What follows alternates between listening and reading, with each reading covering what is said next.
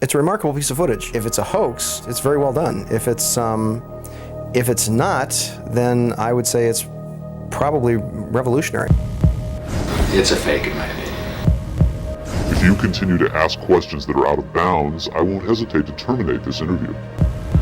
This is powerful because this is not a staged event. This is real.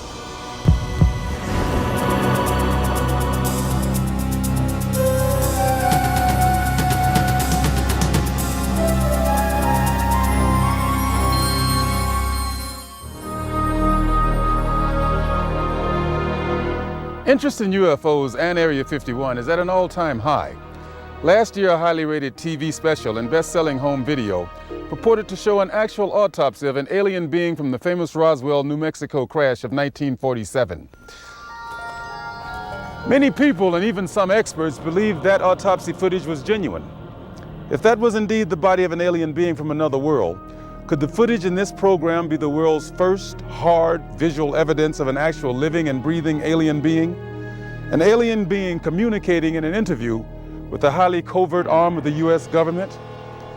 If the footage we're about to show you is genuine, then this could very well be the most important video in the history of mankind, proving once and for all that we are not alone.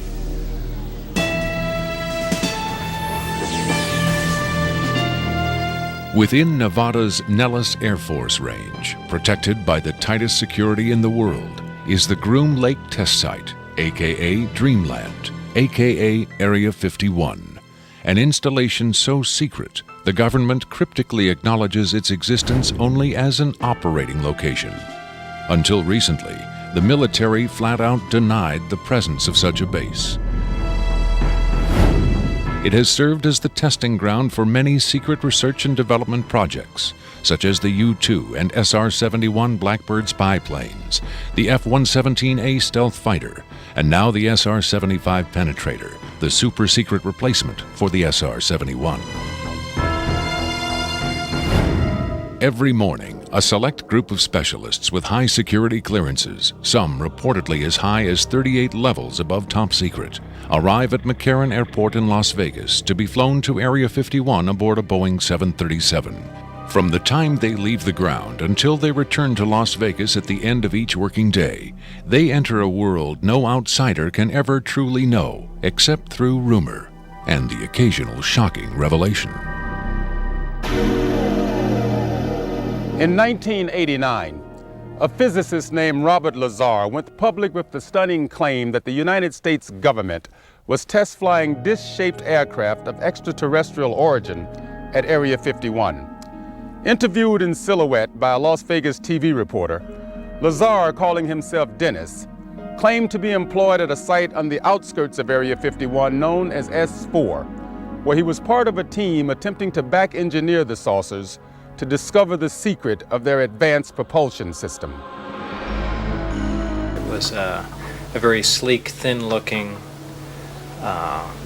flying saucer-shaped craft. There were 9 total. I only got to essentially work, back engineer, or analyze one of the craft.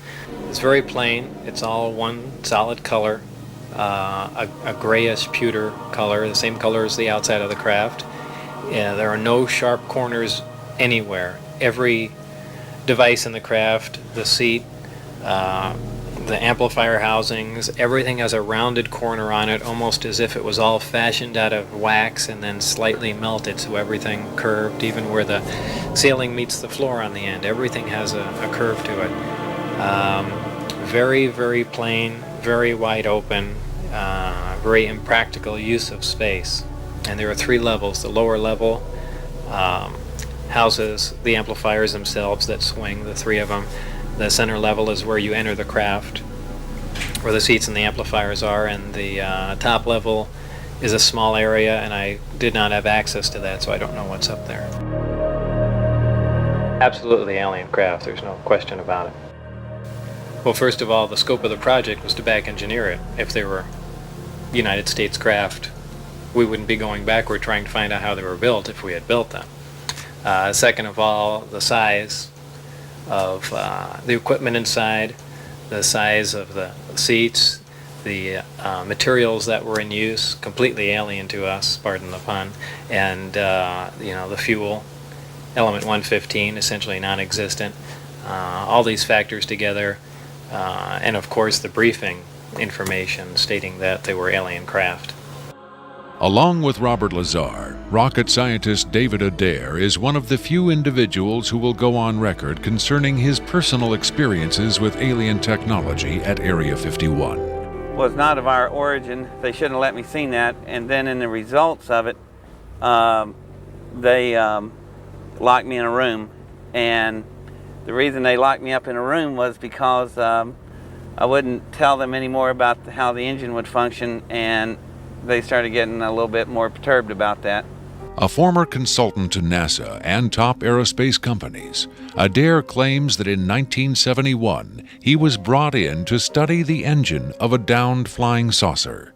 What I was looking at was a technological marvel of its time, and it was a magnificent thing to see sitting there, and the whole situation just started really getting me more angry than anything, because the fact that they could sit on such a hunk of technology and not tell us about it.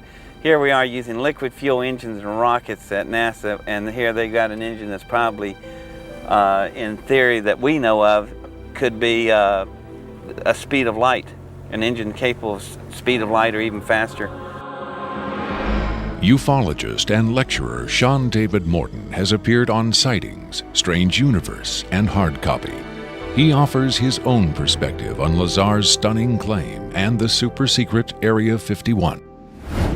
Area 51 is approximately 135 miles north of Las Vegas. It sits in a box that's at the western middle corner of the Nellis test site. It was originally called the Groom Lake Facility, and Area 51 actually gets its name from a bombing classification. There's Area 49, 50, 51, 52, et cetera, et cetera. So one of the things that Robert Lazar told us was that if we simply went out to a black mailbox at 6:30 p.m. on Wednesday nights, that we would actually see flying saucers, that these objects would test, and that this was the military testing time between 6:30 and 9:30, and then early in the morning between about 3 a.m. and about 6 a.m. Vigorous efforts have been made by employees of the government and others to debunk Lazar's claims and discredit him personally. Nevertheless, Area 51 has become the center of a raging controversy, whether in fact certain clandestine agencies of the U.S. government are in secret contact with alien beings. Project Sigma was supposedly a deal between the United States government and various extraterrestrials that after the Roswell crash of 1947, that an organization called Majestic 12 was formed, and then in 1953, President Eisenhower was then brought in on this. Well, there was a negotiation going back and forth between the United States military, the government, and the extraterrestrials. Apparently, we had a number of things that the extraterrestrials wanted. Number one, the military needed hardware. We wanted technology, we wanted weapons technology, propulsion technology, metallurgy technology, and in exchange for this, the ETs were willing to trade us their hardware for our software, and software namely being us. What they primarily wanted was genetic material, and in exchange for that, they were willing to give us certain technological advances, like a number of flying saucers. It is out of Area 51 that the tape we are about to show you was supposedly smuggled. On Friday, July 26, 1996, the offices of Rocket Pictures, a producer-distributor of motion pictures and television programs, received a phone call. A male voice, identifying himself only as Victor, claimed to be in possession of a videotaped interview with an extraterrestrial being. Tom Coleman, president of Rocket Pictures, was intrigued enough to take the call. I, of course, thought this was some hoax. In fact, I thought it might have even been my brother at one point. But as we spoke, this was someone who seemed to be very serious. We went back and forth on this, and I basically decided that, this is a little bit too weird for me. Thank you and goodbye. As I hung up, I had a very strange feeling that maybe, just maybe, there was something here. He said he had a tape of a space alien, an ET, that was being held in a military installation in Nevada. I'm not sure as a prisoner or a guest. And he had this on tape. As we've already heard from Sean Morton and others, this is not the first time allegations have surfaced that the U.S. government is playing host to extraterrestrial biological entities, or EBEs. The first and most famous alleged contact was the Roswell flying saucer crash of 1947. This is the incident from which the alien autopsy footage supposedly originated. But there have been persistent rumors that not all of the aliens retrieved from the Roswell crash were dead. The final fate of the survivors, if any, is unknown. 2 years later, however, in 1949, another alien is reported to have survived a saucer crash, and this being, known as EBE-1, was taken into custody and kept at a safe house. EBE-1 supposedly suffered from chronic health problems, which the doctors of the time were helpless to treat. According to a controversial, possibly fraudulent briefing document dating from the Jimmy Carter administration, EBE-1 was interviewed by means of pictographs, from which it was learned that he came from the Zeta Reticuli star system. Can we eliminate one or more of these categories from discussion? The laborious process of developing a set of symbols that could be used and understood by both human and alien amounted to the creation of a new language. If such an effort was made, it represents the greatest achievement in linguistics since the deciphering of the Rosetta Stone.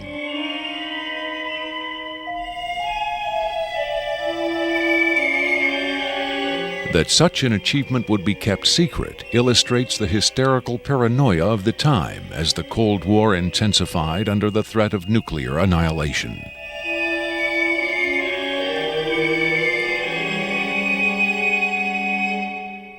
The so-called Carter-Aquarius briefing document states that EBE-1 died of unknown causes on June 18, 1952.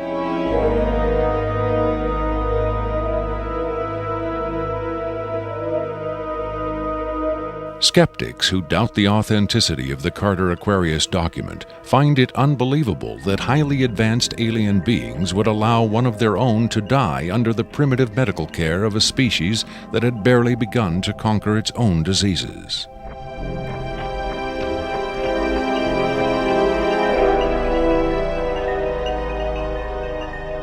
But as we will hear, there are those who claim that to the aliens, death is not a final end to be feared, but a mere transition.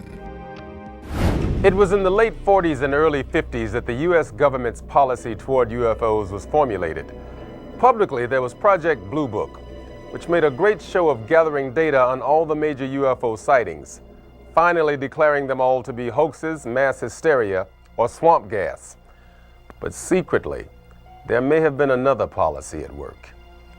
Over the years, several documents have come to light which seemingly confirm that a clandestine group, Operation Majestic 12 Group, aka MJ-12, was formed by special classified presidential order on September 24, 1947, for the express purpose of gathering information on UFOs and extraterrestrials, while at the same time keeping such information not only from unfriendly powers, but from the American public as well. If indeed Area 51 has become the nation's repository for alien technology and possibly alien visitors, then the extra-constitutional justifications for such secrecy were developed in the MJ-12 Group's planning sessions. James B. Forrestal, Secretary of Defense under President Harry Truman, is widely accused of being the mastermind behind the creation of MJ-12. Once created, Majestic may have expanded its mandate beyond what Forrestal had intended.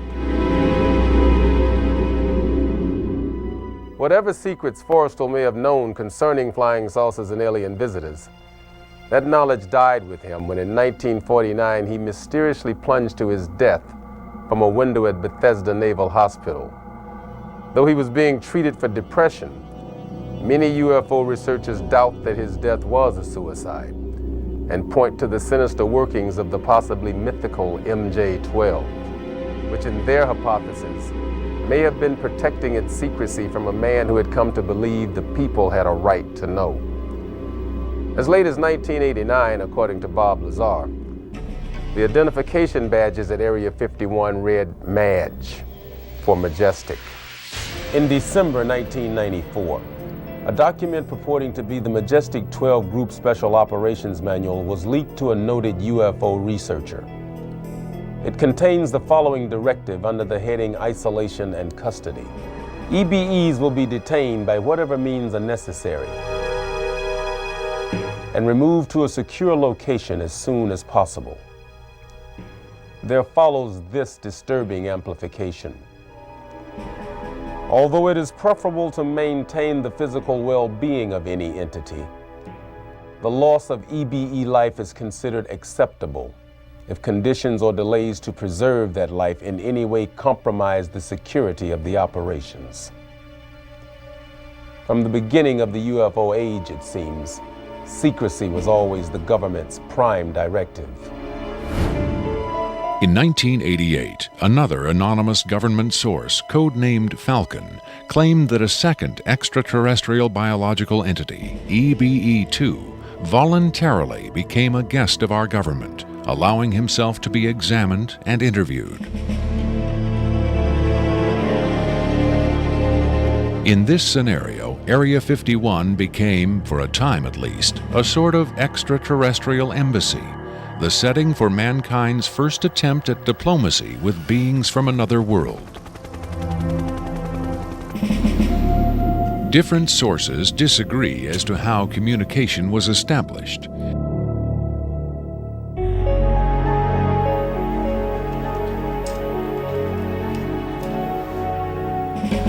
There is universal agreement that the EBEs are incapable or unwilling to speak human language. In addition to the pictographs used by EBE-1, it has been reported by Falcon that in the early 1950s, EBE-2 was fitted with some sort of artificial voice box, allowing him to speak words, and that he learned the English language very rapidly. Other sources doubt this story, however. By our kind, do you mean we Americans? What has been reported most persistently is that the aliens communicate via thought projection, or telepathy. Would have been tortured, made to give up their secrets, instead of questioned in this friendly manner. We cannot be forced to communicate. Has it been tried? Not by us. We speak to who's ever willing to listen. The idea of telepathic communication with alien beings carries with it the same doubts and controversy attached to telepathy itself. Do the practitioners of this ancient art really have the ability to read minds? Or are they crafty charlatans who simply tell the listener what he or she wants to hear? If the cynics are right, then the self-proclaimed telepaths recruited by the government in the 1950s were playing an astoundingly daring hoax by claiming to speak for the mute visitors from the stars. Defenders of telepathy call this notion preposterous and point to the long history of government-funded research into mind reading as proof that their science has merit. In the last 4 decades, there have been persistent, often contradictory rumors and even eyewitness accounts of other alien visitors meeting secretly with military or government officials. But what about today? The Tester Corporation has recently come out with a model kit of Gray, the extraterrestrial life form, and a scale model of the so-called sport model, the UFO Bob Lazar says he studied at Area 51. This UFO kit has quickly become one of the most successful model kits in the history of the company. If the military is, in fact, conducting tests of extraterrestrial spacecraft at Area 51, then where are the alien creators of these craft? In his first TV appearance under the pseudonym Dennis, Bob Lazar was asked if there are living aliens at Area 51. Clearly nervous, he evaded the question by saying, quote, "I really want to steer away from that right now," unquote. In subsequent interviews, however, he admitted catching a glimpse of two scientists talking to a strange short figure with long arms. He also reported seeing several documents that seemed to contain first-hand information on alien civilizations. Lazar is skeptical of a claim made by Falcon that a group of EBEs have been given complete control of a separate base within Dreamland. But he does admit having read a report of a tragic misunderstanding between military personnel and alien beings in the late 70s.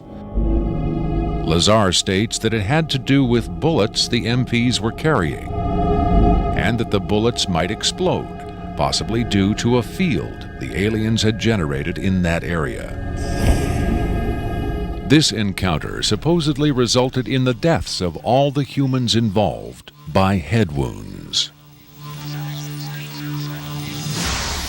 But if there was ever a large-scale alien presence at Area 51, Lazar saw no evidence of it doing his work at S4 in the late 80s. Is it possible that the deadly misunderstanding of 10 years earlier brought human-alien cooperation to an end? In his September 21, 1987 speech to the UN General Assembly, President Reagan himself did little to dispel the notion that this deadly misunderstanding brought human-alien cooperation to an end. In our obsession with antagonisms of the moment, we often forget how much unites all the members of humanity. Perhaps we need some outside universal threat to make us recognize this common bound. I occasionally think how quickly our differences worldwide would vanish if we were facing an alien threat from outside this world. Are the inconsistencies between various tales coming out of Area 51 evidence that these stories are lies? Or are the discrepancies the result of an intentional campaign of disinformation designed to discredit any elements of truth that may be reaching the public? If so, how does Victor fit into the jigsaw puzzle of questionable witnesses to the alien presence at Area 51? Is he a hoaxer, a government dupe, or a frightened whistleblower with the hard evidence to back up his story? I made it very clear to Victor that his credibility was the entire issue here, and that everybody's going to think this is a hoax, and that how are they going to possibly verify this? What he said was, you can do anything you want in terms of verified, any type of due diligence. He will answer whatever questions put forward. We could do whatever type of checking. We could bring in experts. We could have the tape tested. We could, in fact, he encouraged all of these aspects. He just did not want his face and his real name revealed.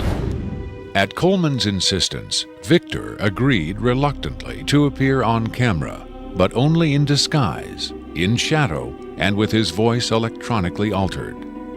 The questions were agreed upon in advance, but during the actual interview, the discussion occasionally deviated from Victor's approved questions. What is your occupation at Area 51? I won't answer that. I have had reason to be present at Area 51, but I'm not going to clarify whether or not I was there as an employee. Are you saying you were there as a visitor? I'm not going to specify why or in what capacity I was there, only that I was there. Can you tell us how many times you were there? When I agreed to this, my fundamental ground rule was that I would not be asked to divulge personal data that might help pinpoint my identity. If you continue to ask questions that are out of bounds, I won't hesitate to terminate this interview. Are you saying that the number of times you were present at Area 51 is enough to pinpoint your identity? Any specifics will narrow the field of suspects. Of course, I could lie. Let's say I've been there 47 times, or anyway more than once. Let's turn to the tape itself. The copy you've supplied is not the original tape. No. Was the original at Area 51 when you copied it? That's out of bounds. Is it fair to assume that the copying of tapes at Area 51 is heavily restricted?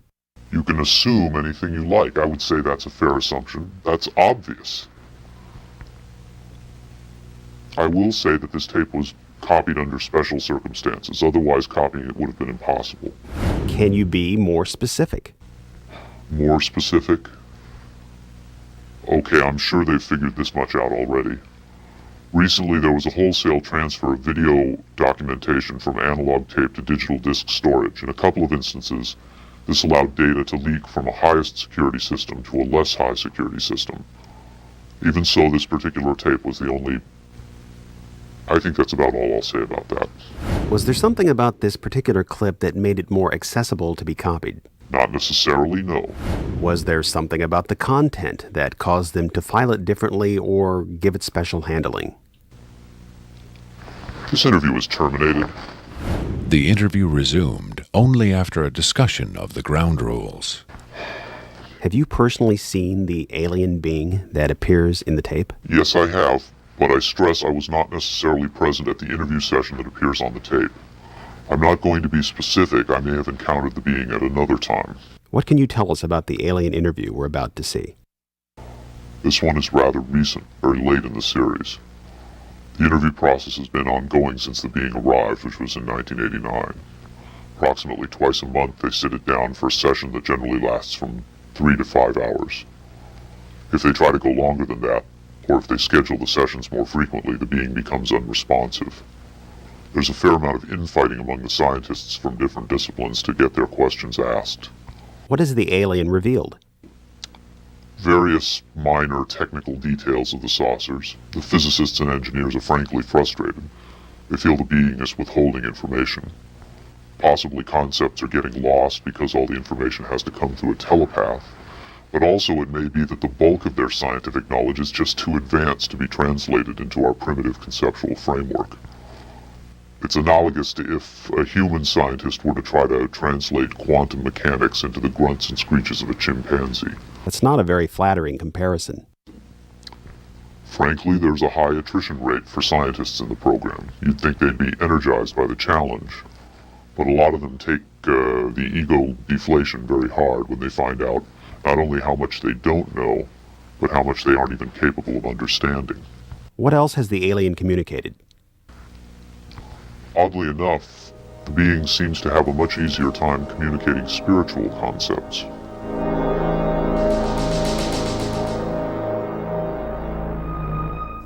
The human body is a vehicle, a vessel. The vessel must be maintained to serve the spirit with maximum efficiency. But a broken vessel can be replaced. The human spirit, or the soul, can have many vessels. Is the process natural or technological? Both are one. Technology is a natural excrescence of humanity. Technology is a process the vessel uses to perfect itself. So this transference of the soul from vessel to vessel, did your kind create the mechanics of it, or is it a natural... Did it predate the intellectual creation? Before understanding must come acceptance. And it's not technological. Well, I think what he's trying to say is that the question is meaningless. The soul can travel from vessel to vessel. Reincarnation, transfiguration, whatever. It's real. What I'm getting at is, does he know how it's done? Victor uses the term vessels to refer to the alien's conception of the body as a disposable vehicle for the soul.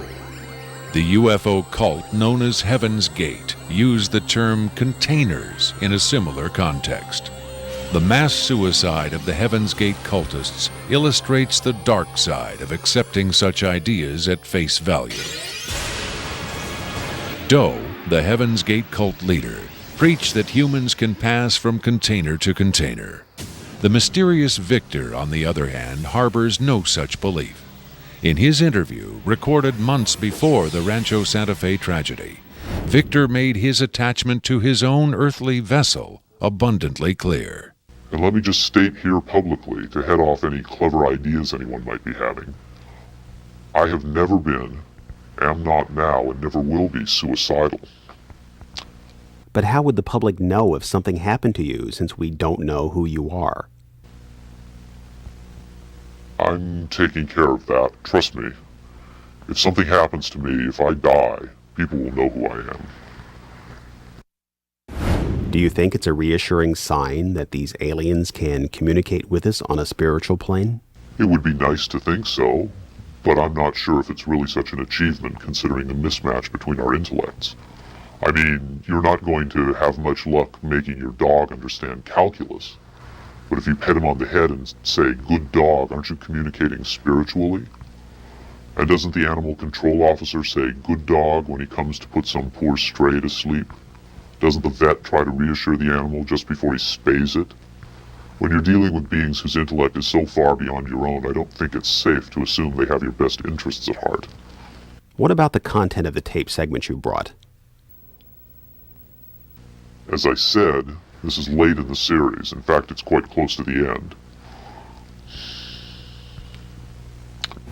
Because of his unwillingness to reveal his own identity, Victor's story stands or falls on the credibility of the tape he supplied.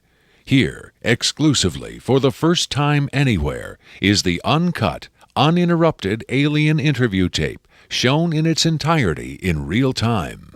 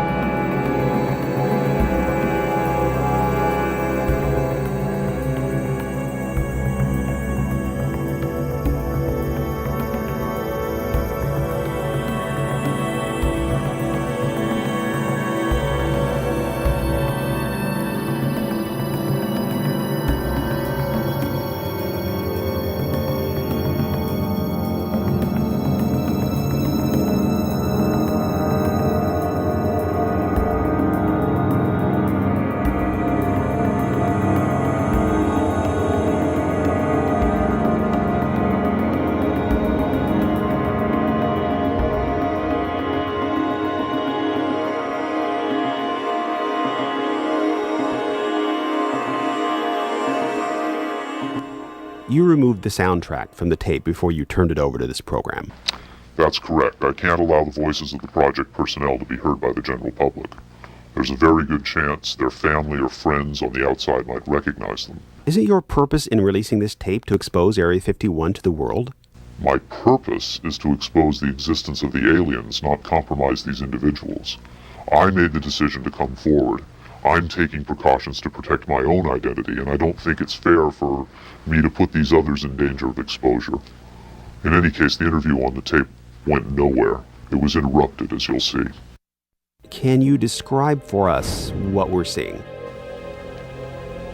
All right, we're looking at the interview suite at S4. It's kept dark for the comfort of the aliens. The figure who is just barely visible in the left foreground is the telepath, and behind the camera is a raked seating area for observers. Although in this case, I believe the only other person present was a military aide. The alien is seated behind a glass partition in a biocontainment area, which is maintained at biosafety level 2, the lowest designation. That's primarily for the protection of the aliens, not us. The theory is that if they were going to infect us with an alien bug, it would have happened 50 years ago. In fact, all the indications are the aliens eliminated microbial and viral life from their own ecosystem long ago. They aren't susceptible to our diseases directly, but it has been shown that microbes can reproduce and form colonies within their respiratory systems, which tends to exacerbate the debilities they seem to suffer anyway in our environment. In fact, you can see here the alien is beginning to flag. The interview was not going well. The telepath was trying to clarify some points from a previous interview, but he wasn't receiving coherent responses. As you can see, the being is in real distress. At this point, the telepath is sending out a message to the medical staff. He's trying to communicate with the alien, but he's getting no response.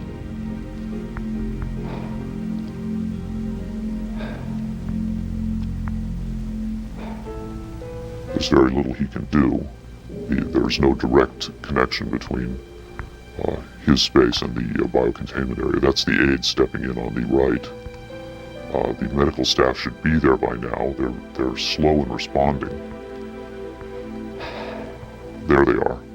I have to say the medical personnel at S4 are less than first rate. They tend to be selected for their willingness to keep secrets rather than their medical competence. By the way, he's not shining that light into the eyes. It looks that way, but in fact he's checking for hemorrhaging around the eye sockets and in the nasal cavity. I'm sorry. It's very hard for me to watch this.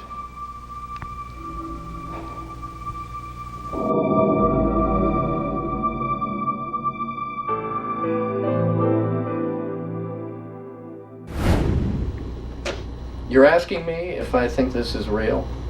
That have I finally seen a space alien? I don't know. But I do know this. I know that this is not a tricked up version like the alien autopsy. It doesn't attempt to distract you away from the alien. It doesn't have that cinema verite, black and white. It doesn't go to great lengths to try to fool the audience. It's straight ahead. It's an alien on tape. Pretty much the way you'd probably film it. The point is this: what if it is real? In evaluating the authenticity of the alien interview tape, the logical place to begin is with the videotape itself. What can the technical details of this recording tell us about its origin? Rocket Pictures sent Victor's original tape to the Phoenix laboratory of renowned image analyst Jim Delatoso. Using the most up-to-date digital technology, Delatoso tried to determine the tape's authenticity. I've been exploring, looking at different aspects of the image itself to develop questions for a matrix on is it real or is it fake. I grabbed a frame in the computer and we're outputting it now in digital format, and you can see that we have an absolutely solid picture. What we've done is taken the picture and moved it over so that we can look at the information that's in between the frames. Now, when we look at the motion video, we can see that it still is not bad.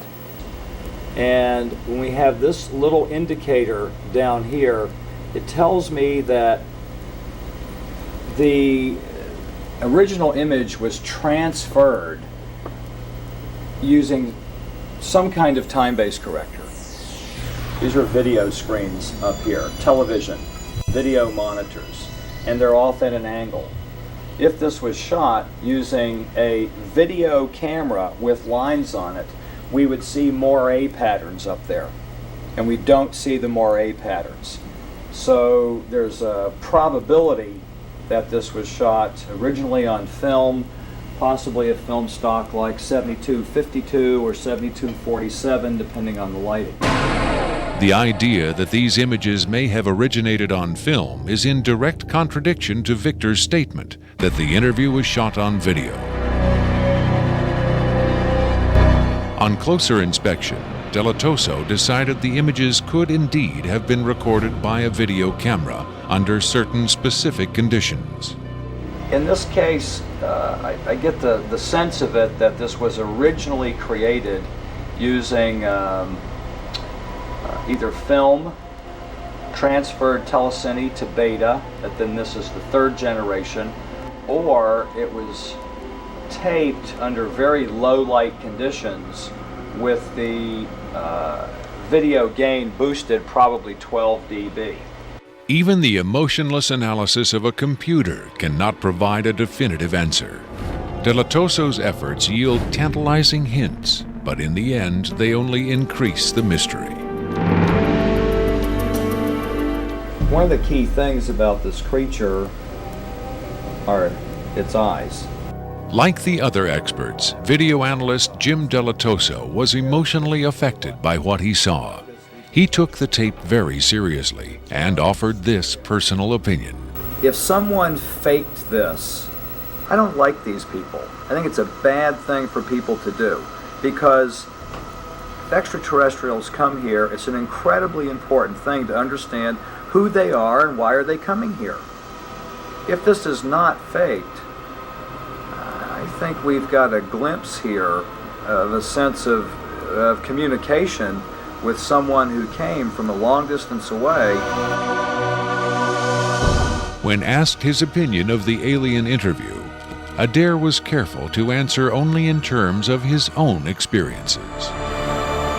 If you're referring to the film where it's aliens being interrogated at Area 51, I don't know. I've never seen a UFO in my life. I've never seen aliens pickled in a jar or anything like that.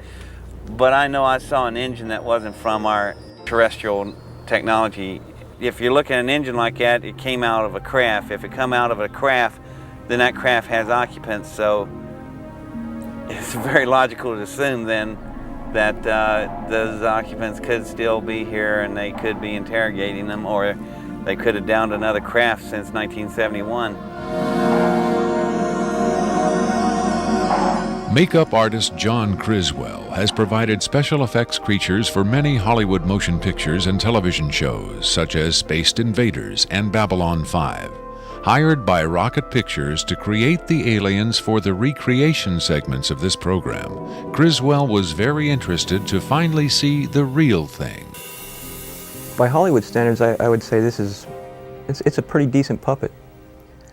Well, to be honest with you, I would love to buy this being real, but it's probably a hoax. Well, I think this is a really cool design, and it's a great concept, but I think I could have done better. Whoever did this, I mean, they could have a job in Hollywood in a minute, no problem. This one has a much creepier quality than the alien autopsy tape, I think. That one I definitely didn't buy just because of the way it laid on the table. There was a couple of things. This actually, whoever did this was, or if someone did this, they were very clever because it it hides a lot of stuff. So that's what makes me kind of disbelieve it a little bit.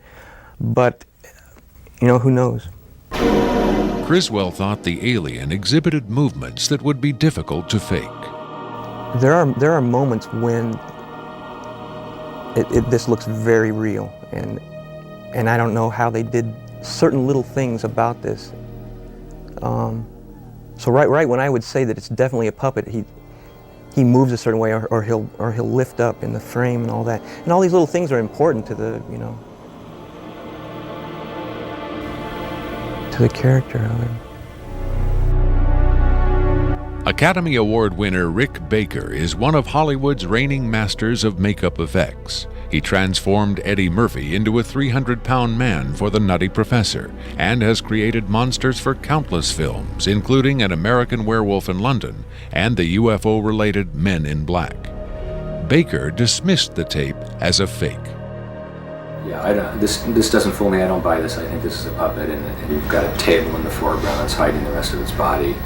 You've got some kind of, whatever that instrument is in the foreground, it's hiding. It's also lit very mysteriously. I think if you were going to record this alien, you would want to see it, and you wouldn't want to hide it behind a table, and you would light it in a way that would show up much more than this.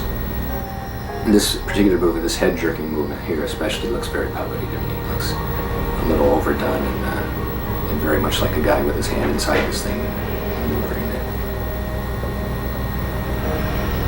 I guess he's supposed to be ill here. Is that what's going on? It just looks like they went to a great deal of effort to hide as much of the anatomy other than the head on this puppet, and I just don't buy it.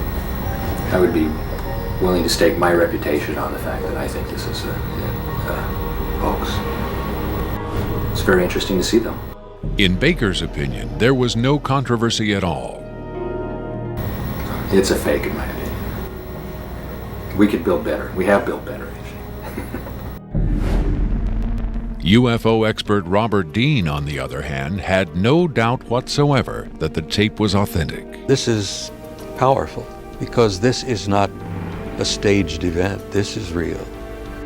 In the 1960s, Robert O. Dean served as an Army intelligence analyst at NATO headquarters in Europe, where he claims to have seen first-hand evidence of alien beings and their artifacts. Retired from the Army, he is now a highly regarded UFO researcher and analyst.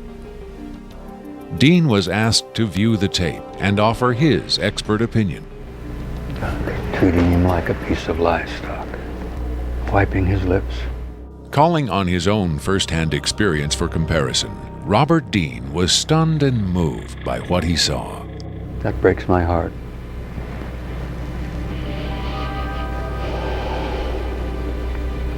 I think you've got yourself a piece of legitimate footage here, and I think you've got your hands on some pretty sensitive material. I don't know how the hell you got this. I don't know who you got it from, and frankly, I don't want to know who you got it from. But you got yourself a tiger by the tail with this footage. I would say, and I know that that's one of the things you ask of me, is that you've got yourself some legitimate footage of one of the little guys being interrogated and filmed.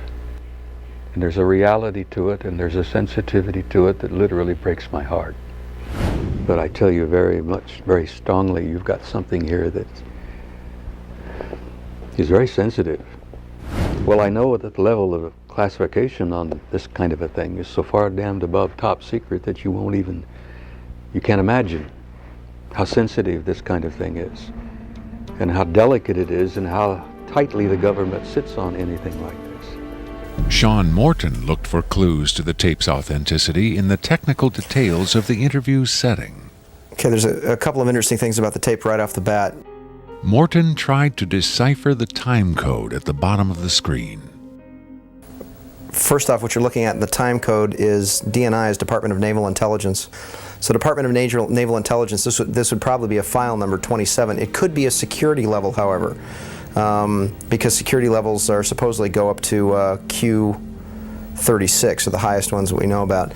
The first interesting thing about that is that I'm noticing what looks like a medical monitor, and look at how slowly and erratic the heartbeat is.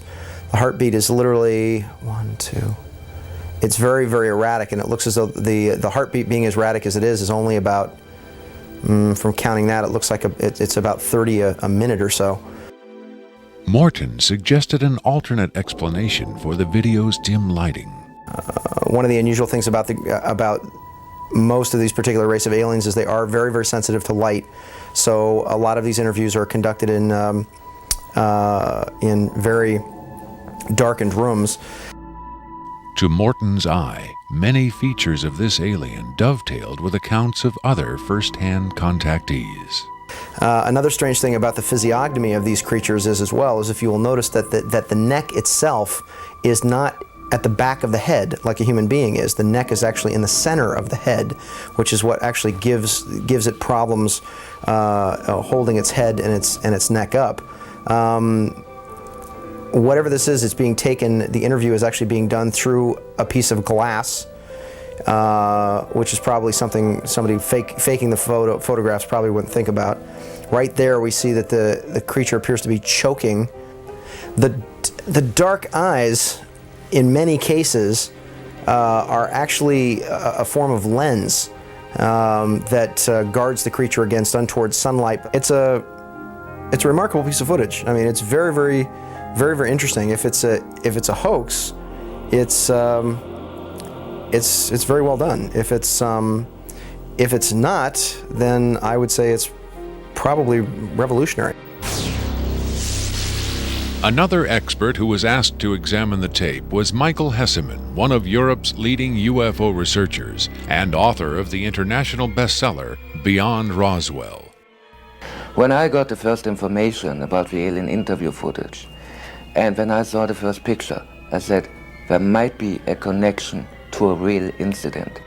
Hesseman was intrigued both by the alien's appearance and by Victor's claim that the being arrived at Area 51 in 1989. If it is authentic, it might be the most significant film ever published, ever shown on television. For several years now, Hesseman has been investigating reports that the South African Air Force shot down a flying saucer in the Kalahari Desert in 1989. According to Hesseman's sources, 2 survivors were retrieved from the downed saucer. One was sent to Wright-Patterson Air Force Base in Ohio, and the other to Area 51. The extraterrestrial in Victor's tape bears a striking resemblance to descriptions of the Kalahari ET, and the timing of its appearance at Area 51 is consistent with the South African incident. If you see the drawings we have of the Kalahari alien and the descriptions we have, it seems to be the same being. And the Kalahari incident puts the alien interview footage into a context and gives it at least a probability that it might be real. It might be the real stuff, we just don't know. Whitley Strieber, best-selling author of Communion, claims to have had numerous personal contacts with alien beings. He has become the de facto spokesman for the growing number of people who claim to have been abducted by extraterrestrials. The nationally syndicated television program Strange Universe asked Strieber and several other abductees to view the alien interview tape. What Strieber saw left him profoundly shaken.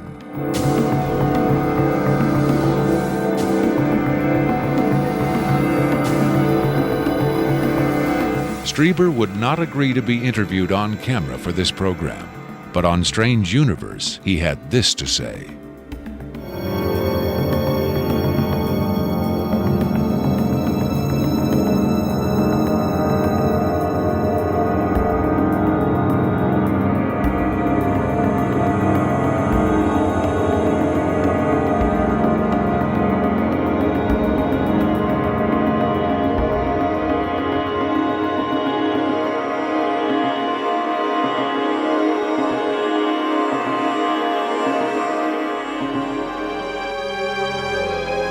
On May 23, 1997, Victor gave a radio interview on the nationally syndicated show Coast to Coast AM with Art Bell.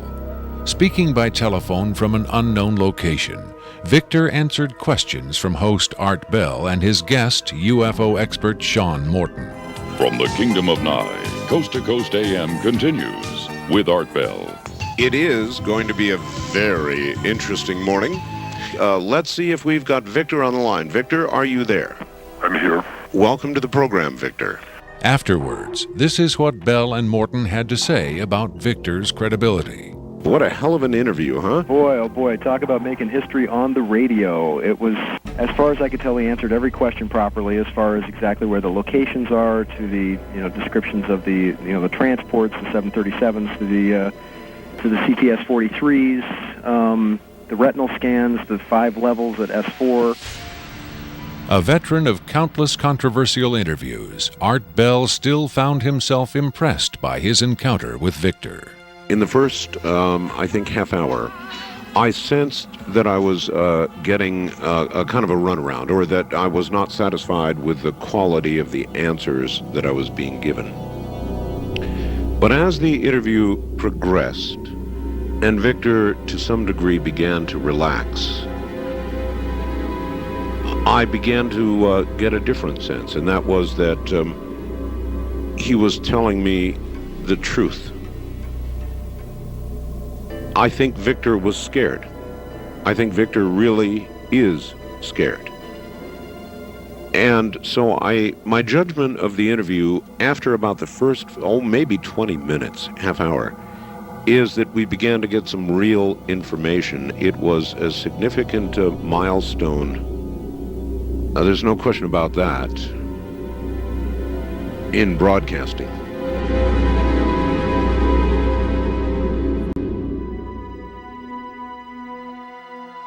If the government has really been in contact with superior aliens, wouldn't we see some evidence of it? For instance, amazing new scientific discoveries. Limitless free energy? A cure for cancer? We might, if the government's motive were the betterment of mankind. The government's motive is control. And just as much as they crave control, they fear loss of control. Knowledge is power, but power does not necessarily confer competence. The people at the top of this program are intellectually very average. They're not capable of making proper use of what's been handed to them, but they have no intention of letting anyone else ever get a chance to solve the puzzle. And let's not forget there's also the real possibility that the government is being manipulated by the extraterrestrials for their own purposes. You could have released this tape to the news media, but you insisted on being paid for it. Doesn't that cast doubt on your own motives? Yes, and I was aware of that going in, but that's a cross I'm prepared to bear. I find it disgusting that the most important event in human history is being kept secret simply because certain unimaginative officials have the power to do so. But at the same time, I do see the irony in my own actions. All I can say is, had I had the choice, I would not have insisted on profiting from this revelation. But since by lifting this veil, I've endangered not only my career, but possibly my life, I felt the need for some small measure of monetary freedom to deal with any eventualities. And let me say, I could have demanded significantly more money than I did if I had been willing to compromise my anonymity. There have been other whistleblowers who jumped at the chance to become celebrities, which I think casts even more doubt on their motives than some people may be casting on mine. Do you believe your life is in danger as a result of making this tape public? I would hope not. I would like to think my government is a little more civilized than that, but at the same time I don't intend to give them the chance to prove me wrong. At any rate, to a certain extent, I'm counting on being disbelieved. Obviously, they would like me to be perceived as a hoaxer. If something were to happen to me, if I should die suddenly in a freak accident, it would obviously lend credence to my story, and I assume they understand that and will act or not act accordingly. Why should anyone believe this tape is authentic? Use your own judgment. That's all any of us can do. There's been so much secrecy and disinformation over the last 50 years that it's become impossible to prove anything in the face of official denial. Of course, the flip side is nobody really believes anything the government says. Robert Dean heads a growing movement lobbying Congress to release former NASA intelligence and military officials from their security oaths so they can talk openly about U.S. involvement with UFOs and aliens. As early as '49, your government knew we were dealing with extraterrestrial intelligence. And then it sort of blew up more and more. Every year there were more discoveries, more conclusions, more contacts. And as you probably know, we have indeed retrieved crashed hardware, and we have reverse engineered it, and we have indeed been flying some of that hardware in this base not too many miles outside of Nellis, near Las Vegas. Dean believes the time has come for the government to tell the people what it knows. The truth has got to come out. We're over 30 years too late. The people not only have a right to know, they have a need to know. And damn it, I stand in this belief, and I will say this and stand by this till the day I die. Congress has the responsibility, Congress has the obligation to the people, to the Constitution, and to the nation.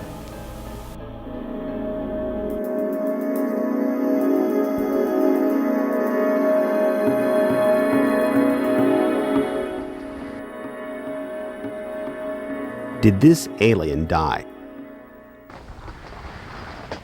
I can't answer that with certainty. I do know the interviews came to an end. Whether the being died or was retired, and I don't mean that in the spy thriller sense of having it killed, I mean retired from the interview process. I just don't know. I'm fairly certain it didn't go home, at least not in the physical sense. But these beings, they don't seem to be very concerned about dying or avoiding death. Why do you think that is?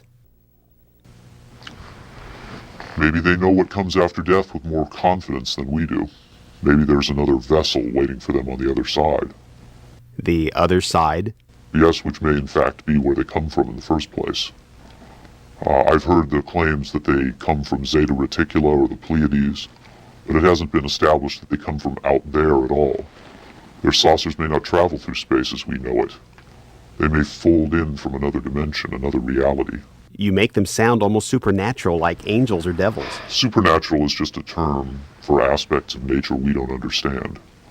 For many people, they certainly do serve the functions of both angels and devils, forces we can't comprehend. Have you had enough of me? I think I've earned my money.